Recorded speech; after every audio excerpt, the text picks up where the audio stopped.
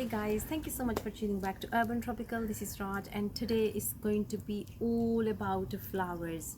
I just love flowers. I have got actually pergola here, which is smothered with these hot pink roses. I have got clematis there. I have got another rose there. So for me, flowers are amazing in a garden.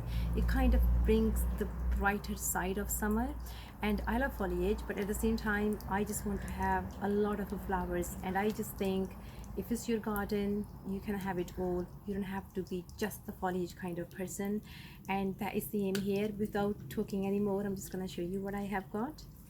It's actually early morning. I hope you can hear the sound. So this feature gives a beautiful sound, and I always wanted really hot pink roses, and I just wanted to make sure when I see the Buddha, I see a lot of flowers around it and foliage as well. So foliage is obtained by Fatsia here. Actually, I used to have in Satay, which I might plant again this time. So this one is I was actually wanted a rose which grows really high up, because I have got a pergola here which I wanted all shaded. And then I was thinking, okay, which one I should get, and there is so much selection. If you are into roses and you want to figure out for the right location, right plant, there is a really cool website. It's called David Austin's Roses. You can filter your criteria, and then even you can filter if you want disease resistant roses, so you have less maintenance to do. I have pretty much all disease resistant roses, and I don't have to deal with the problems, to be honest. So this one, it's really cool. This one is called blue magenta. So this is the most hot kind of pink magenta shade you can have, and magenta is one of my favorite colors. I always wanted this kind of a feel. I used to see in images. I mean, it took us 40 years to get here, but finally we are here. So the next one I have, it's really pale pink. I am always torn between hot colors and pale colors, and I have just both because I couldn't decide which one to go for.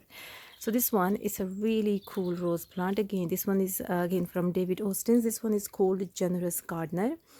Generous Gardener, I think the name it gets, it blooms so profusely all the way until pretty much August, September.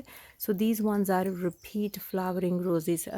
Not this one. This one is a rambling rose. It only flowers once. This one is a repeat flowering rose. So again, if you want to buy a rose, you want to make sure there is a longer color in your garden, go for repeat flowering or continuous flowering rather than one time off. So for me, it was all about the color there. Then I wanted clematis with it. So I got clematis viticella variety because again, very disease resistant. I like to have a really low maintenance plants in my garden because I don't like to deal with the diseases.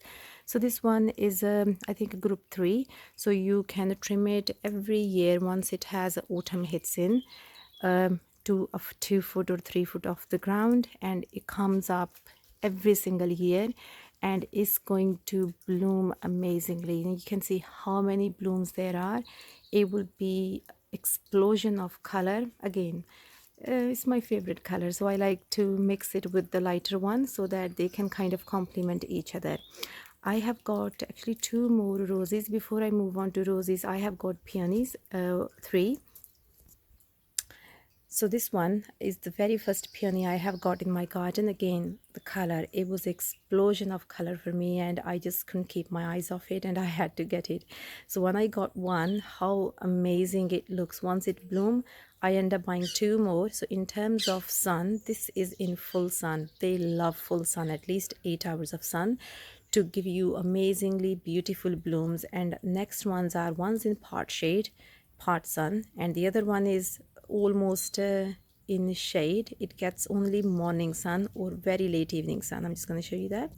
So this one's number 2, which, as I said, it gets early morning sun and it's going to get really late evening sun, which isn't a lot actually. It gets blocked by all these bamboos and ferns.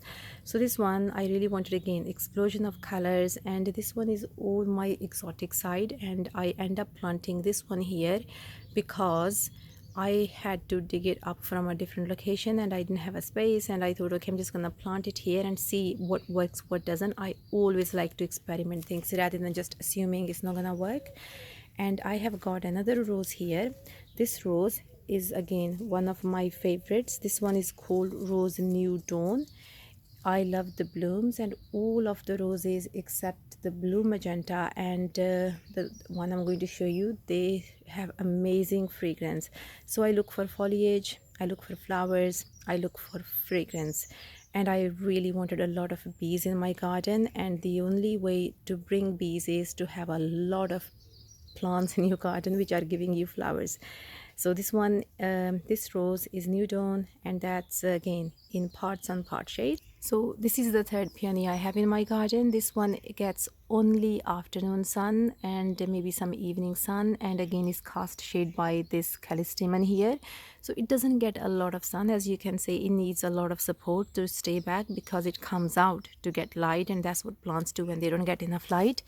And then I have got another rose here which is called Rosa Warm Welcome. Because I have got so many pinks and purples, my husband said he wants really orange bright color. So again, I was looking for orange color which will bloom all the way till frost. So we have continuous explosion of color and all again frost resistant. I don't have to worry about any of that stuff. So this one is going to bloom all the way till frost. Again, if you deadhead them, so all these needs to be deadheaded actually, and they bloom a lot better. Pruning works really well for roses as well. And this is again one of my, actually I have so many favorite plants again. So this one is callistemon hot pink. Bees absolutely love them, and the color and the explosion of color is just stunning. I just love it. It's just reminds me actually of back home. And as I said previous, my neighbors used to have it, and I used to just remember how much I used to be fascinated by this one. And it used to be a tree, not a shrub. So this one is a dwarf variety. And then I have got another rose here which was planted way before we started to plan on our garden. It was the very first rose I bought, and it was a super cheap. I think I paid £6-7 for it. And this one is always the star of the show in my garden. It blooms amazingly. So this one is I think I'm not sure if it is golden showers, because the color looks a bit more of whitish to me, but again I really don't know the name. All I do is every single year I prune it really heavily, so you don't see anything beyond the fence, and every single late spring it just has a lot of new growth. So all this is going to bloom, if you can see all these buds. So it's like showers. That's what I'm thinking, it is maybe golden showers, because it looks like pretty showers of roses. And of course I have got evergreen flowering plants, which I'm just gonna show you now. So in evergreen I have chosen jasmine. This one is a star of Tuscany, just because it's yellow colors. I have got one in white as well. This one is evergreen, really slow growing, really low maintenance, as long as it has something to climb onto. And in terms of really real exotics, I have got canna. I really don't plant canna for its flowers. For me it's all about the foliage. This one is Cleopatra. I have got few more cannas which are still in the ground and trying to come up. And I have also planted lilies. So this one is calla lily. It's going to flower a really nice white ones. It's quite hardy as well. And I have got here calla lily, which is not the hardy, it's a half hardy variety. So I need to dig up the bulbs in autumn, and they are supposed to, actually not supposed to, they will give me really nice color in the summer. And when everything dies back, at least they are here, and roses are here.